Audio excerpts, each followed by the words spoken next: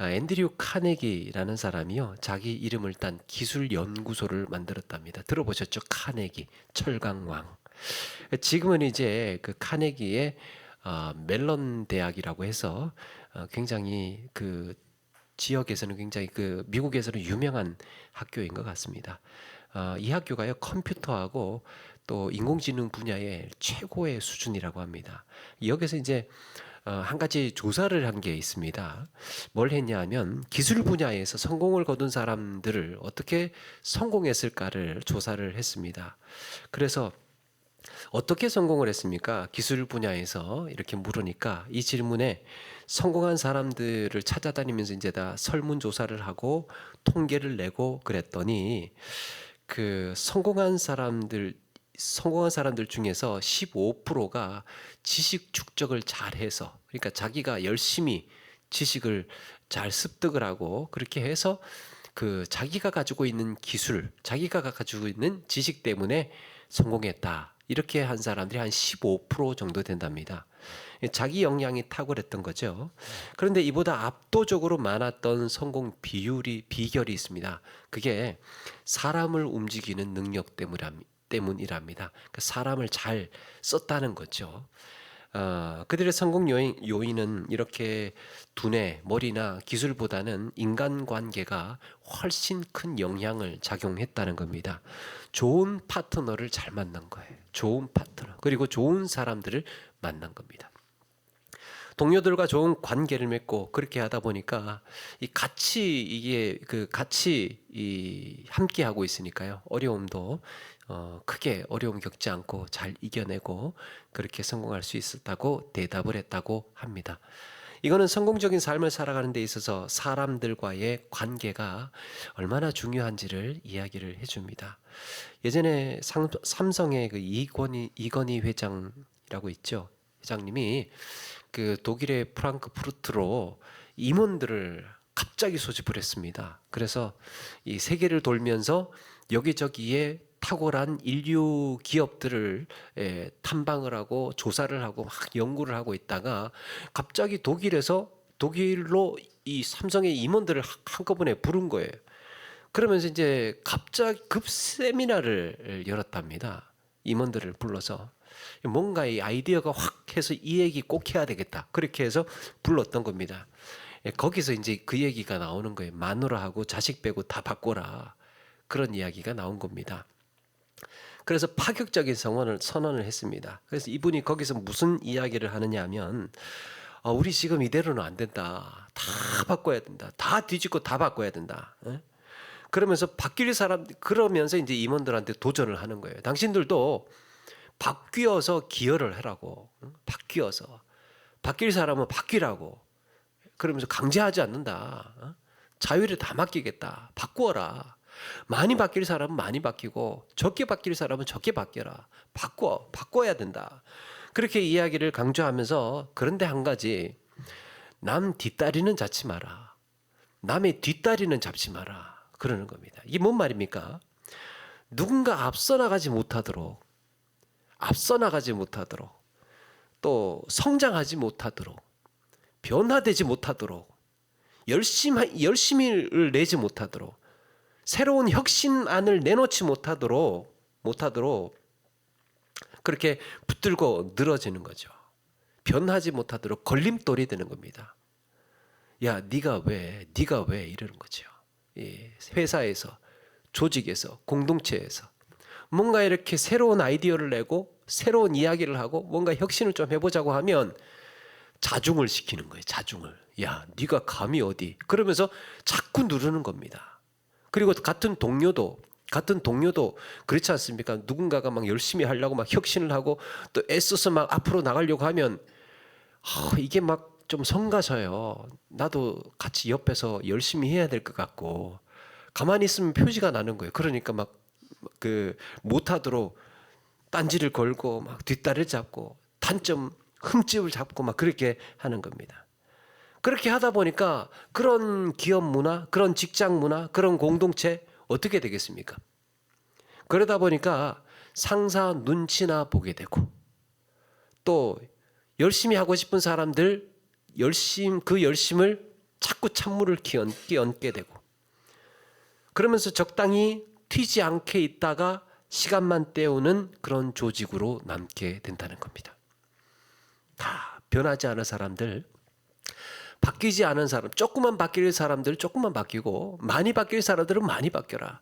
대신에 한 가지, 방해는 하지 마라. 뒷다리는 잡지 마라. 그렇게 이야기를 합니다. 이른바 이건희 회장의 뒷다리론이라고 얘기한답니다. 안 웃길 줄 알았습니다. 죄송합니다. 공동체를 병들게 하고 타인에게 피해를 주고 또 관계를 망치는 이 가장 큰 요인이 타인의 뒷다리를 잡는 거랍니다. 야, 너 하지 마. 열심히 하지 마. 편하잖아. 나는 부담스럽잖아. 나는 좀 편안하게 시간만 때우고 살고 싶은데 네가 자꾸 옆에서 열심히 하니까 내가 자꾸 표시가 튀잖아. 내가 안 하는 게 튀잖아. 그런데 여러분, 이게요, 우리 신앙생활에도 적용이 됩니다.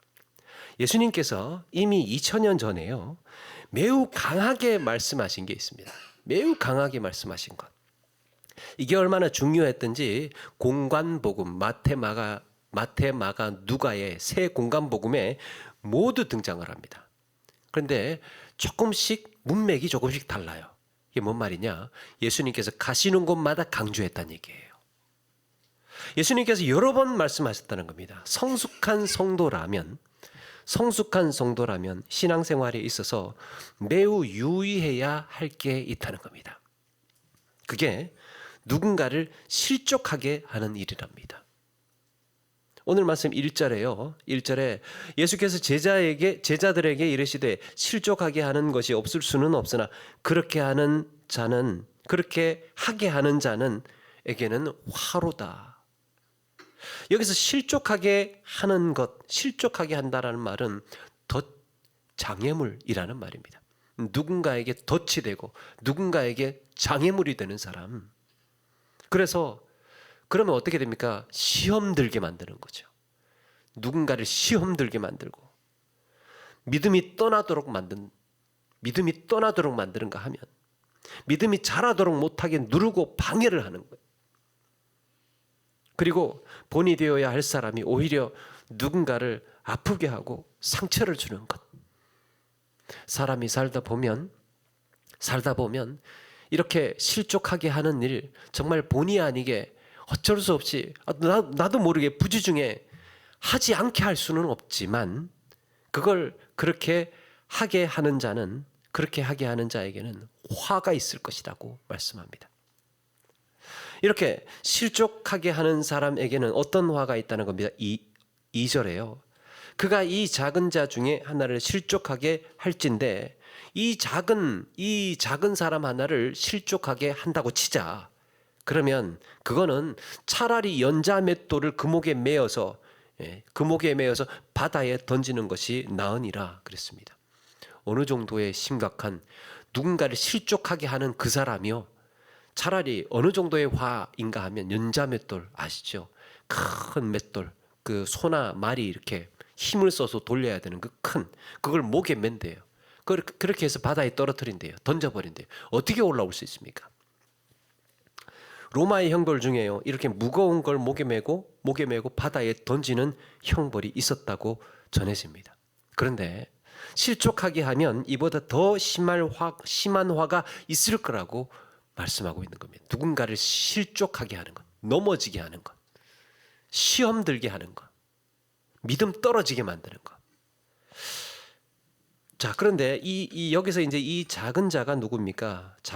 이 작은 자, 최소한을 말씀하는, 이 작은 자라도 공동체 안에요, 소외된 사람들, 소외된 사람들, 믿음이 연약한 사람들, 또 내가 그래도 된다고 생각하는 사람들, 내가 말 함부로 해도 되고 그냥 좀 업신여겨도 되고 딱 보니까 내가 그냥 함부로 이야기해도 되는 그럴 것 같은 그런 사람들이라도 말 그대로 또 작은 자라고 하니까요, 어린아이일 수도 있습니다. 어린아이, 작은 자. 공통점이 뭡니까?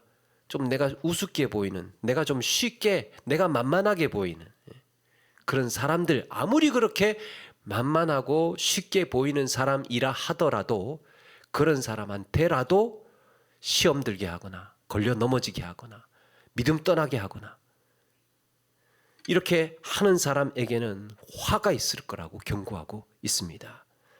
실족하게 만드는 거죠. 그 마태복음 18장에도 마태복음에도 같은 말씀을 합니다. 여기에서는 이제 제자들이 예수님에게 물어요. 뭐라고 하느냐? 예수님, 천국에서는 누가 크니까? 천국에서는 어떤 사람이 인정받습니까? 천국에서는 어떤 사람이 대접받습니까? 천국에서는 어떤 사람이 하나님을 기쁘시게 하는 일이고 하나님께 인정받는 겁니까? 라고 물으니까요. 예수님께서 그 다음 행동, 예수님께서 어린애 하나를 이제 데리고 옵니다. 아니, 거기에는 한창 제자들과 사람들이 꽉 모여 들어가지고 예수님께 가르침을 받고 정말 복음을 듣고 그렇게 하고 있는데 어린애 하나를 이렇게 불러다가 그들 가운데 딱 세우는 겁니다. 그들 가운데. 여러분, 당시의 어린아이들은요, 한 인격체로 인정받지 못하던 시대입니다. 어린애들이. 그래서 사람 숫자에도 치지도 않고 어린애들은 한 사람의 성인으로서 쳐주지도 않고, 때로는 예수님께 아이들이 막 이렇게 좋다고 다가오니까 제자들이 어떻게 합니까? 예수님께 가까이 오지 못하도록 막 막고 야단을 치고 내쫓기도 하고 그랬죠. 어딜 예수님께 가까이 오느냐고, 애들 주제에 뭐 이랬다는 거죠. 제가요, 이게 어릴 때 저도 그 유랑극단 그 추억이 있어요. 그 유랑극단 추억 기억하시나요? 옛날에는 뭐 그런 게 어디 있었습니까? 지금 생각하면 약장수 분들이었는데, 제가 시골에 살면서 맨날 그 논두렁 밭두렁 뛰어다니다가 산 나무 타고 꿀밤 따고 막 그렇게 살다가요, 세상에 어느 날 막 얼룩달룩한 휘황찬란한 큰 천막이 동네에 딱 세워지는 거예요. 막 불빛 반짝반짝하고 막 안에 북소리 장구 소리 막 들리고 이러니까요, 사람들이 그 안에 딱 들어보니까 막 환호를 하고 막 좋다고 박수를 치고 그러는 거예요. 그 애들끼리 어린 마음에 얼마나 궁금했는지 모릅니다. 야, 저기에 뭐가 있을까? 뭐가 나올까? 무슨 공연을 할까? 그러니까 진짜 막 그 시골 살던 촌놈이요, 궁금해서 못 견디겠는 겁니다. 그래서 여기저기 막 들어가려고 막 기웃거리고 있는데요. 또 그것도 등치 큰 아저씨가 지키고 있잖아요. 또 애들은 못 들어가게. 니들은 가. 안 가? 가. 이러면서 막 겁을 주지. 그리고 들어가지를 못하지. 그러면서 정말 꼭 들어가 보고 싶었습니다. 그래서 간절히 바라면서 저 뒤로도 가보고 어디 쥐구멍 개구멍 같은 데 없나 이러면서 막 찾아다니고 있으면 또 걸려가지고 막 이렇게 덜미에 잡혀가지고 또 나오고 그랬습니다. 정말 가보고 싶었는데, 근데 간절히 바라면 또 길이 열리더라고요. 어떻게 들어갔느냐? 나중에는 모르는 할머니 손 붙잡고 들어갔습니다. 모르는 할머니 손 붙잡고. 그렇게 애들은 문화 혜택을 받지 못하고 살았습니다. 그런데요, 어른들이 잔뜩 둘러싸여 있는 예수님께 이 어른들이 인생을 배우고 있는데, 아니 그 자리에 어린애가 주인공이 딱 돼서 그 중간에 서 있으니까요, 한번 생각해 보십시오. 그 사람들이 어떻게 생각을 했겠습니까? 제자들이 어떤 생각을 했겠습니까? 아니, 여기에 애를 왜 끼우시지? 이 하찮은 보잘것없는 애를 여기서 뭐 하시겠다고 세우신 거지? 이 제자들이 의아해했던 겁니다. 그때 예수님께서 하시는 말씀이, 누구든지 이 어린아이와 같이 자기를 낮추는 사람이 천국에서 큰 자니라 그랬습니다. 어린아이가 어떻게 스스로 자기를 낮출 수 있겠습니까? 어린아이와 같을 정도로 너희들이 낮추는 사람, 너희들이 낮출 수 있는 그 사람이 천국에서 큰 자다고 말씀하고 있습니다. 너희들이 이 애보다 더 높다고 생각을 하느냐? 이 애보다 더 낫다고 생각을 하느냐? 예수님은 그 제자들에게요, 속으로 아이를 업신여기고 무시하고 깔보고 있는 이들에게 말씀하신 겁니다. 너희들이 갖고 있는 그 어른으로서의 특권, 권위, 특권, 이 아이보다 우월하다고 생각하는 것, 내가 더 가치 있고 더 낫다고 하는 그런 교만, 이제 다 내려놓아라. 다 내려놓아라. 그래야 천국에서 인정받을 수 있다. 그렇게 스스로를 낮출 수 있다면 천국에서 큰 자다 말씀합니다. 그러면서 주님께서 이 아이의 어깨를 다 감싸 안으시면서, 감싸 안으셨을 것 같아요. 그 중간에 세우셨으니까 다 그렇게 세우시고 감싸 안으면서 제자들에게 말씀합니다. 그 말씀을 합니다. 누구든지 나를 믿는 이 작은 자 중 하나를 실족하게 하면 차라리 연자맷돌이 그 목에 달려서 깊은 바다에 빠뜨리는 것이 나으니라. 똑같은 말씀하십니다. 누구든지 이 어린아이 하나라도 업신여기거나 깔보거나 함부로 대하는 이런 말이나 행동이나 태도는 이보다 더 무서운 화를 입을 거라는 겁니다. 연자맷돌 목에 달고 바다에 빠뜨려지는 것보다 더 무서운 화를 입을 거라고 말씀합니다. 아무리 이 업신여기 보이고, 아무리 별것 아닌 것 같아 보이고, 아무리 내가 이 천하게 보이고 깔볼 수 있는 그런 사람이라도 그렇게 하는 말이나 행동이나 태도, 그걸 가리켜서 그렇게 해서 그에게 상처를 줬다면, 그렇게 해서 그에게 수치심을, 그렇게 해서 모욕을 줬다면, 실족시켰다면 그렇게 큰 화가 있을 거라고 말씀합니다. 여러분, 그런데 오늘 말씀이요, 같은 교훈입니다. 같은 교훈인데 다른 문맥입니다. 오늘 말씀에는 우리가 읽은 말씀 바로 앞에 보면요, 16장에 보면 그 마지막에 무슨 내용이 있느냐 하면, 우리가 다 아는 내용입니다. 한 부자가 있었습니다.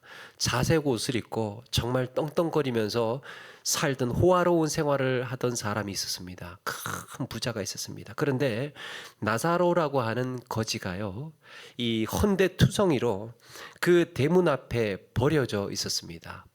영어 성경에 보니까 놓여 있다라고 되어 있습니다. 놓여 있는 거. 그러니까 제 발로 걸어와서 이 부자 집 앞에서 뭔가 온 게 아니고 버려지거나 놓여 있거나 정말 다 죽어가는 정도로 나사로가 제 발로 부자에게 가서 구걸할 수가 없었던 거죠. 게다가 온몸이 헐고 종기투성이었답니다.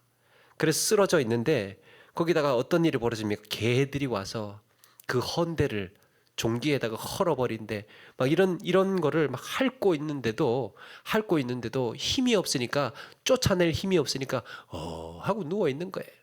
개들이 핥고 있는데도. 정말 이제 몇 걸음만 더 가면 부자의 식탁 아래에서, 그 식탁에서 떨어지는 음식을 주워 먹을 수 있을 텐데 그럴 힘조차 없었던 겁니다. 그럼에도 부자는 그런 불쌍한 나사로를 쳐다보지를 않았습니다. 조금만 도와주면, 조금만 손을 내밀면 집 앞에 와 있잖아요. 집 앞에 놓여 있잖아요. 그러니까 이 부자가 조금만 손을 내밀고 마음을 썼다면 충분히 그를 돌보고 도와주고 그렇게 할 수 있었을 텐데 신경도 쓰지 않았던 겁니다. 그 부자가. 그렇게 시간이 흘렀습니다. 거지 나사로는 부자의 문지방을 끝내 넘지 못하고 죽지요. 그 후에 나사로는 아브라함의 품에 안겼다고 합니다. 천국에 간 거예요. 그래, 부자도 시간이 흘러서 죽습니다. 시간이 흘러서 이 부자가 죽었는데 이 부자는 음부의 고통을 당하고 있습니다. 떨어진 거예요. 음부로 떨어진 겁니다. 목이 탑니다.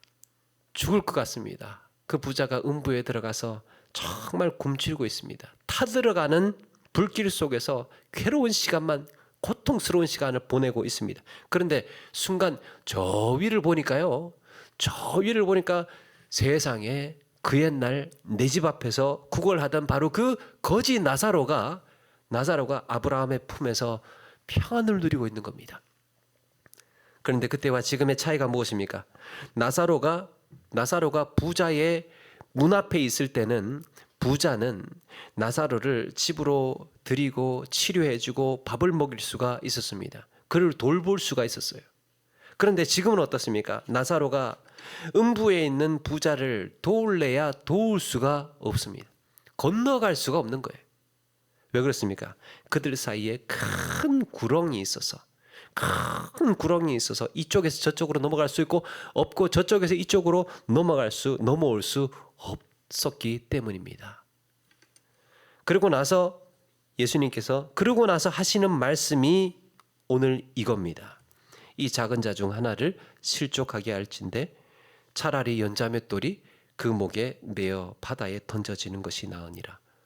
맷돌이 목에 매어서 바다에 던져지면 다시는 떠오를 수 없는 것처럼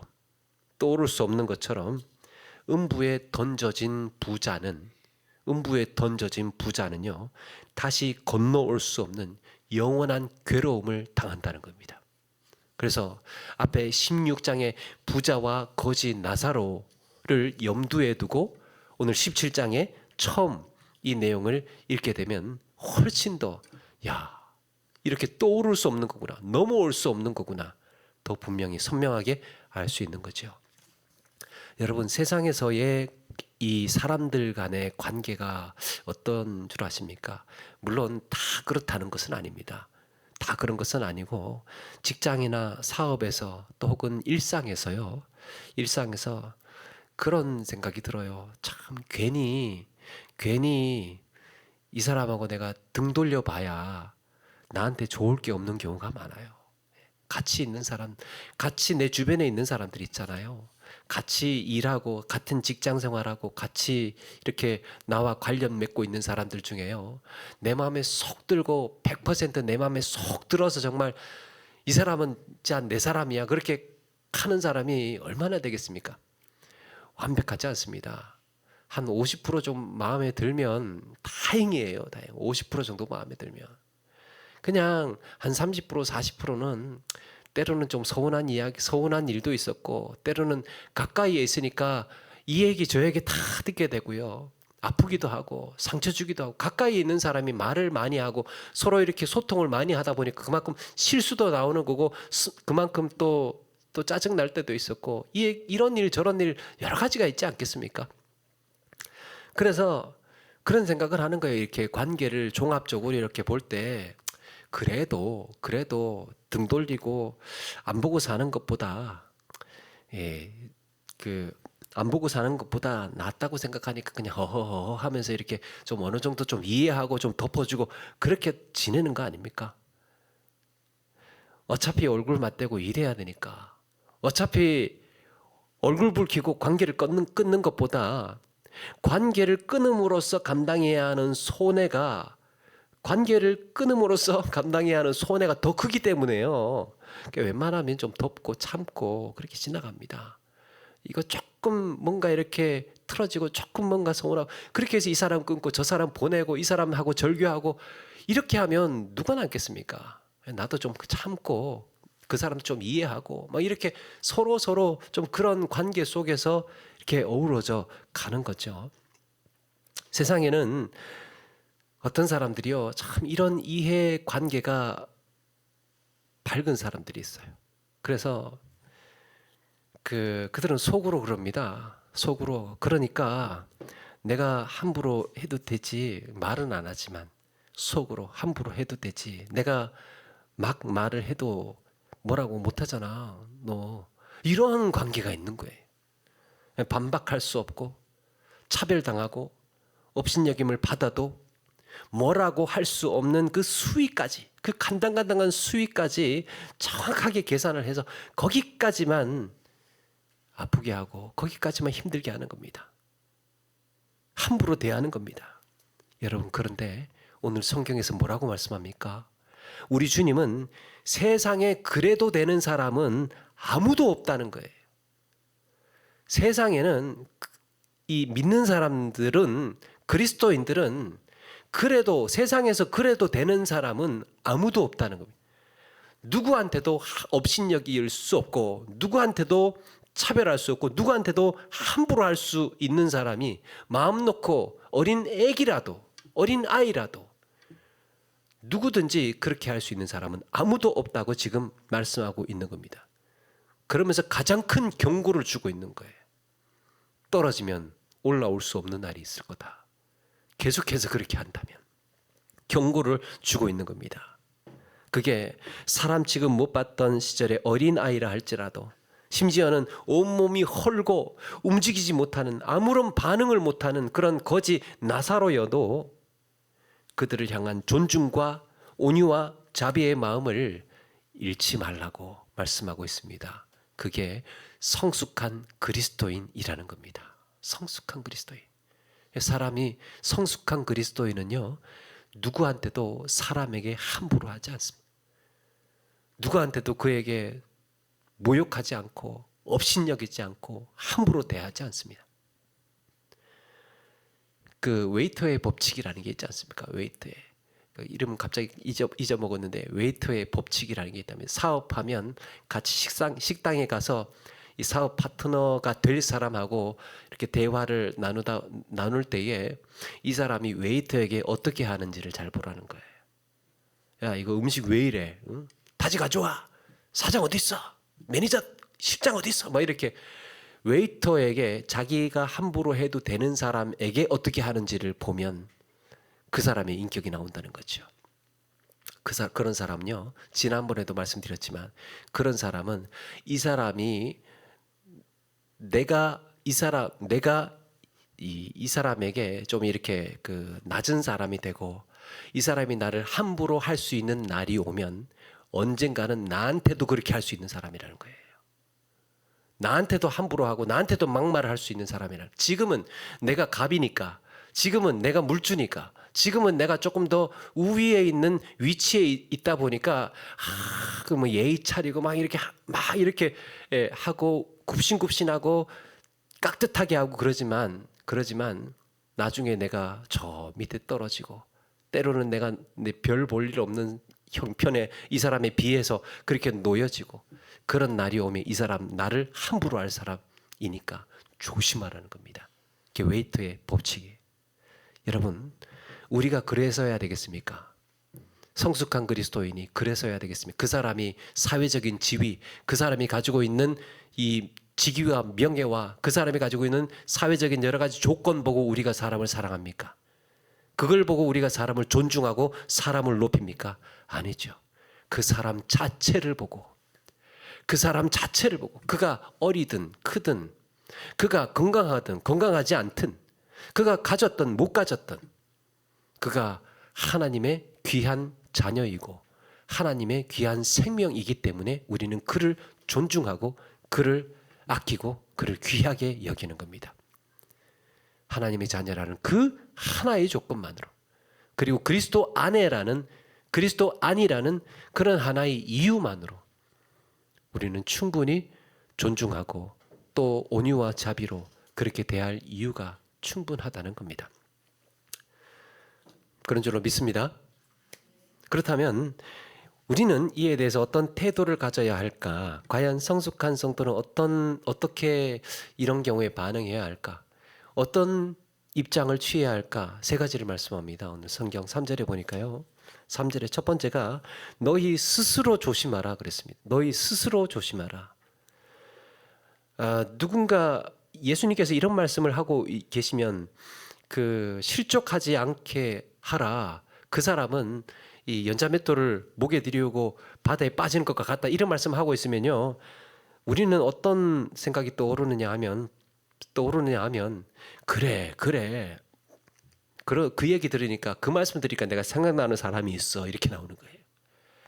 그래 맞아. 그러면서 내가 상처받았던 순간들 떠오르고, 누군가 나를 실족하게 했고 나를 시험 들게 했고 나를 아프게 했던 막 그 순간들이 떠오르는 겁니다. 누가 그랬고 우리가 말씀을 들으면 그런 생각들이 떠오를 수 있다는 겁니다.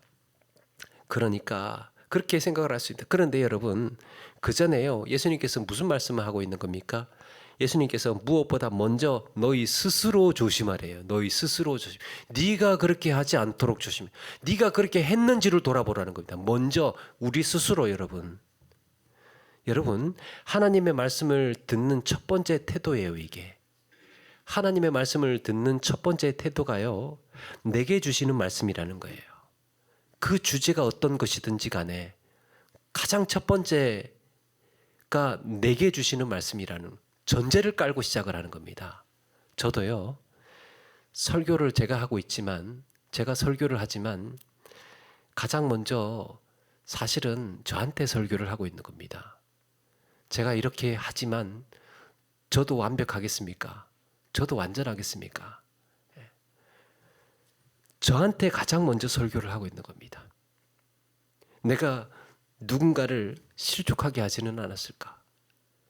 그래 놓고도 교인들한테 실족하게 하지 말라고 이야기를 할 수 있는가? 우리 스스로에게 그걸 먼저 물어보는 겁니다. 이렇게 살아야 됩니다라고 막 입에 거품 물고 강조를 하지만, 강조를 해도 너는 그렇게 살고 있냐? 나 저 스스로에게 설교를 하고 있는 거예요, 사실은. 그래서 제가 뭐라고 할 때 저는 온전하다고 생각하지 마십시오. 저도 똑같은 설교 듣는 입장이에요. 이렇게 예수님께서는 너희는 스스로 조심하라라고 말씀하고 있습니다. 우리 스스로를 먼저 돌아보는 겁니다. 두 번째가 성숙한 성도는 어떤 태도를 갖느냐 하니까, 두 번째는 실족하게 하는 자가 있다면 경고하랍니다. 경고. 뭐랍니까? 죄를 범하거든 경고하고 그랬습니다. 알려주라는 거예요. 괜히 이런 얘기 했다가 관계가 틀어지면 어떡하나, 괜히 내가 이런 말을 했다가 저분이 혹시 참 그러다 보니까요, 어떤 문화가 생길 수 있느냐 하면요, 아무도 싫은 소리를 안 해. 아무도 그걸 짚어주지를 않아. 아무도 지적해 주는 사람이 없어요. 교회 안에서 내가 무슨 말을 하고 무슨 잘못을 하고 무슨 행동을 해도요, 거기에서 그걸 교정해주고 따뜻하게 그건 이렇게 하는 게 좋지 않을까, 그런 말을 해주는 사람이 교회 안에 아무도 없어요. 경고하라. 죄를 범하거든 경고하라. 이 얘기를 해주라는 겁니다. 그런데요, 이걸 막무가내로 하면 탈이 날 수가 있어요. 그냥 막무가내로 이렇게 막 지적을 하면 중요합니다. 이런 이야기를 할 때는요, 조용히 불러서 따로 불러서 뭔가 관계부터 만들어야죠. 차를 한 잔 대접을 하든지 밥을 한 끼 사든지 좀 관계부터 좀 만들고 난 다음에, 그리고 난 다음에 세 번째, 자기 실수 이야기를 하는 겁니다. 나도 그래. 나는 자기를 낮추는 거예요. 어린아이와 같이 나의 실수, 나의 연약했던, 또 나의 좀 못났던 부분들, 이런 것들까지 자기 연약함을 다 고백하고 난 다음에, 그리고 난 다음에 이러이러한 이야기가 나 들었는데 혹시 그 이야기가 맞느냐라고 사실 확인을 하는 겁니다. 여러분, 이 과정 다 거치고 이 과정 생략하고요. 다 생략하고 어떻습니까? 그랬다며부터 해가지고 막 그냥 확 퍼지게 돼. 그런 게 어디 있습니까? 사실 확인. 그래서 어떤 교회는 그 소문 실명제라는 걸 했답니다. 어떤 소문이 들리면 누가 그 이야기를 했는지 실명을 밝혀라. 우리 교회에서 실명 밝히지 않으면 그거는 없는 이야기다. 그래서 그 뭔가 어떤 이야기를 하려면 그 이야기에 대한 누가 먼저 시작을 했는지, 그걸 누가 보았는지, 그 실명을 소문 실명제. 그 정도로 사실 확인이 중요합니다. 또 그 사람의 진짜 입장, 그 사람의 또 형편, 이런 것들도 또 들어봐야 하지 않겠습니까? 그리고 난 다음에 마지막으로 조심스럽게, 그런 관계가 다 형성이 되고 다 준비가 되고 난 다음에 조심스럽게 이야기를 꺼내보는 겁니다. 운을 떼어보는 거죠. 조심스럽게. 여러분, 그마저도요, 사람이 참 그걸 어떤 이야기를 누군가에게 들을 때, 또 어떤 가르침을 받을 때요, 이게 가르침 어떤 권면이라든지 이런 것들을 받기가 쉽지가 않을 경우가 있어요. 쉽지 않습니다. 누가 나한테 뭐라고 하는 거 누가 듣기 좋겠습니까? 그래서 들을 준비가 되어 있고 동의가 되고 막 그러면 이제 조심스럽게 한마디 할 수 있는 거지만, 이 아직 준비가 안 되어 있거나 그렇다 싶으면 그것도 또 멈춰줘야 돼요. 멈추는 겁니다. 하지 말아야 합니다. 그리고 마지막으로는 소망을 담아서 권면하는 겁니다. 소망을 담아서. 이게 뭔 말이냐? 누군가에게 소망을 담아서 말한다는 건, 야, 그래서 그거는 죄야. 그렇게 하면 안 돼. 라거나, 그러니까 너 안 되는 거야. 라거나, 막 이렇게 들으면 막 짜증나고 절망적인 이야기가 있어요. 그러니까 네가 그 모양인 거야. 그러니까 네가 안 되는 거야. 이런 식으로 이야기를 들으면 그 누가 기분 좋겠습니까? 소망을 담은 이야기가 뭐냐면, 나 집사님하고 오래오래 같이 믿음 생활했으면 좋겠어. 나는 집사님하고 정말 좋은 사이로 나갔으면 좋겠어. 그런 소망을 품는 거예요. 그런 소망을 품고 나서, 그런 소망을 담아서 이야기를 하는 겁니다. 세 번째가요, 그런 자들이 회개하거든 용서해 주랍니다. 오늘 말씀 보니까 하루에 7번이라도 회개하거든 용서해 주랍니다. 내가 먼저 누구인지, 내가 누군가를 실족하게 하지는 않았는가를 돌아보고, 두 번째는 누군가 실족하게 하는 죄악이 보이거든 조심스럽게 인격적으로 다가가서 관계 형성하고 난 다음에 소망을 담아서 잘 권면해 주어야 되겠고, 그리고 세 번째가 누군가 나한테 왔어요. 나를 실족하게 하면, 누군가 나를 실족하게 하면 그가 사죄해 온다면, 내 지난번에 미안했다. 내가 생각이 짧았다. 나 잘 몰랐다. 또 정말 나도 왜 그런지 모르겠다. 그러면서 그렇게 자기의 연약함을 고백하고 자기 실수를 인정하고 회개해 온다면 성숙한 성도의 반응이 뭐라는 겁니까? 용서해 주라는 겁니다. 용서해 주라는 것. 여러분, 성도의 관계는요, 세상의 이해 관계처럼 다른 조건이 있는 게 아니에요.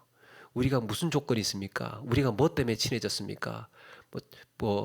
우리가 뭘로 이렇게 관계를 맺을 수 있습니까? 이유는 딱 하나예요. 예수님 안에서예요. 예수님이라는 조건 하나만으로 우리는 이렇게 또 부모님 같은 분, 자식 같은 분, 친구 같은, 형제 같은 이런 관계가 된 것이지, 우리가 뭐 고향이 같기를 합니까? 살아온 환경이 같기를 합니까? 뭐 다닌 학교가 같기를 합니까? 직장이 같기를 합니까? 하나도 같은 게 없어요. 그런데도 이렇게 하나가 될 수 있는 이유가 예수님 안에서예요. 그러면 우리가 예수님 안에서 살아야죠. 관계를 이렇게 함께 믿음 생활을 해나가는 것 아닙니까? 관계를 어지럽히고 시험 들게 해서 공동체를 깨트리는 이런 그렇게 하면 누가 좋아하겠습니까? 사탄이 좋아하죠. 사탄의 전략이에요. 주님의 뜻대로 관계가 성숙해지겠습니까? 그래서 내가 이렇게 반응했을 때, 내가 이렇게 했을 때 누가 기뻐할까? 누가 좋아할까? 내가 어떻게 하는 것이 사탄이 무너지고 하나님이 기뻐하시는 것일까라는 것을 분별할 줄 알아야 합니다. 내가 이렇게 반응하면 누가 좋아할까? 내가 이렇게 나오면, 내가 이렇게 누군가를 실족하게 하면 이거 누가 좋아하는 거지? 그거를 우리는 잘 판단해야 합니다. 그러면 실수하지 않습니다.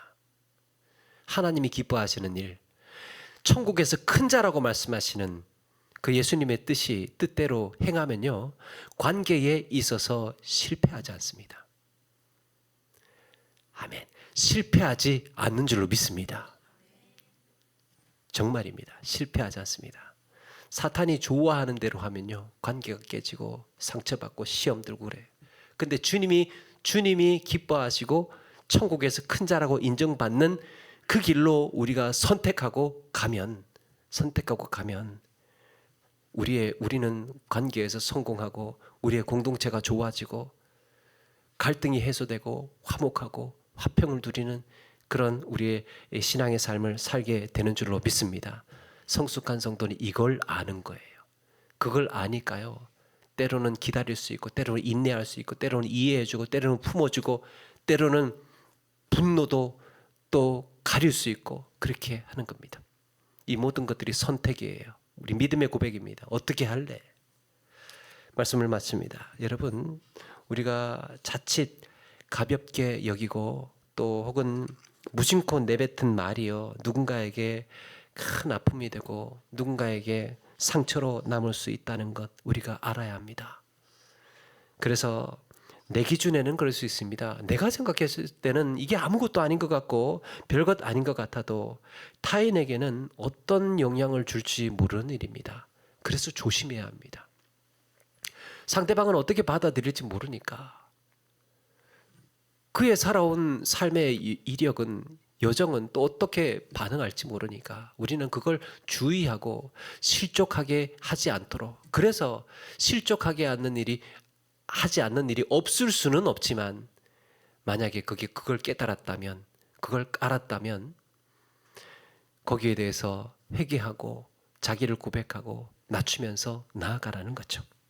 여러분, 이렇게 우리의 말과 행실이 덕이 되고 누군가에게 소망을 주고 살려주고 살리고 세우는 이런 일을 위해서 우리가 쓰임 받도록 이렇게 지혜를 모으고 함께 힘써 나가는 우리 모두가 되기를 주의 이름으로 축원합니다.